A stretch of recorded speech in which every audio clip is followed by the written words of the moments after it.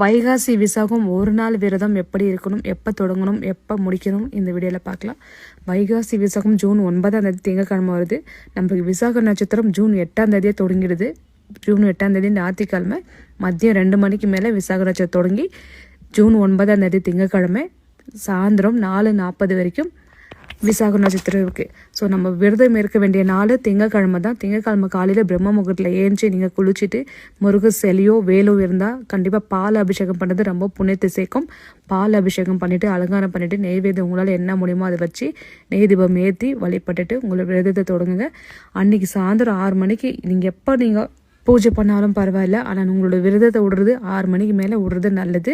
நெய்வேத்தியமாக உங்களோட விருப்பம் தான். சக்கரை பொங்கல், பால் பாயசம், தேனும் தேனை மாவு உங்களால் என்ன முடியுமோ அதை செஞ்சு வச்சு சாயந்தரம் 6 மணிக்கு மேலே உங்களோட விரதத்தை விட. பூஜை பண்ணும்போது மந்திரம் தெரியாதவங்க, படிக்க தெரியாதவங்க சரவண பவ போற்றி 308 முறை சொல்லுங்கள், நல்லது.